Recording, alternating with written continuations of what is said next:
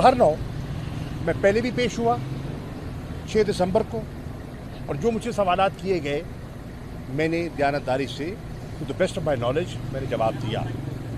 और आज भी मुझसे जो सवाल किए मैंने उन सवालों पर अपना मौक़िफ़ पेश कर दिया।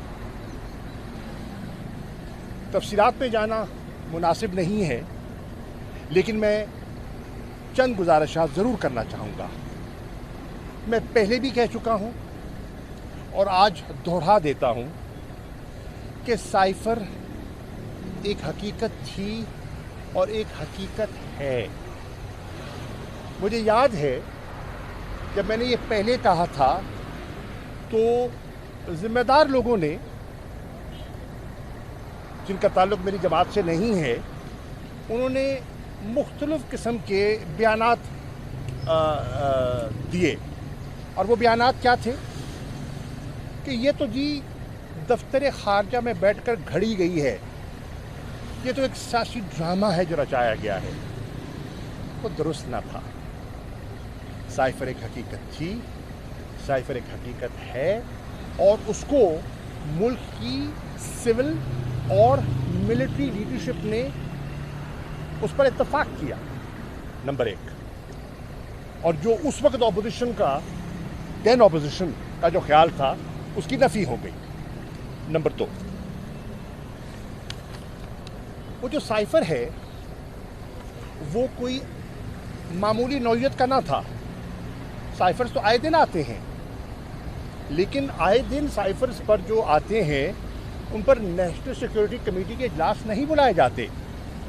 इस साइफ़र की हसासियत इस नौइयत की थी कि मुनासिब समझा गया कि इस पर एक इजलास बुलाया जाए।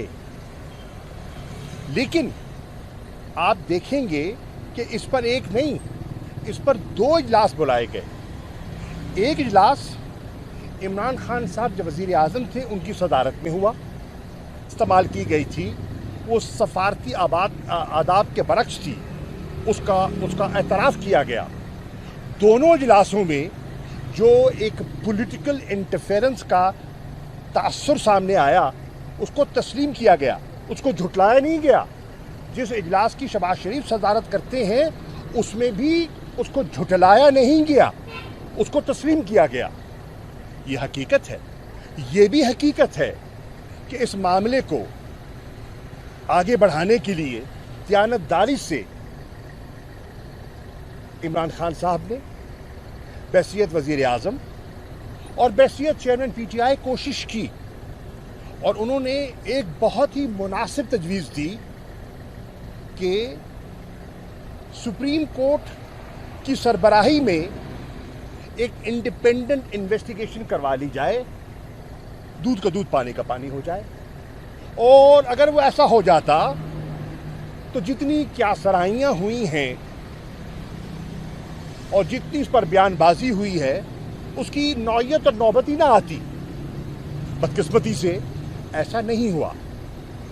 ये एक तासुर देने की कोशिश की गई कि तहरीक इंसाफ या इमरान खान इसको सियासी मकासद के लिए इस्तेमाल करना चाह रहे हैं। ये भी हकीकत के बरक्स है। क्यों? अगर हमारी ये नीयत होती पोलराइजेशन की या कौम को तकसीम करने की, तो नेशनल सिक्योरिटी कमेटी के इजलास के बाद हम ऑपोजिशन को एतमाद में लेने की कोशिश न करते। ये भी हकीकत है कि पार्लियामेंट्री कमेटी और नेशनल सिक्योरिटी का इजलास बुलाया गया, जिसमें तमाम पार्लियामेंट में मौजूद पॉलिटिकल पार्टीज़ के पार्लियामेंट्री हेड्स को दावत दी गई कि वो आएँ और ब्रीफिंग लें, और उनको पूरे हक़ाइक़ से आगाह किया जाएगा ताकि पूरी कौम यकजा हो जाए, मुत्तफ़िक हो और मुत्तफ़िक का लाअमल मुरतब करे, क्योंकि यह कौमी नौइयत का हसास मामला था। बदकिस्मती से न जाने क्यों उस वक्त की अपोजिशन ने उस इजलास का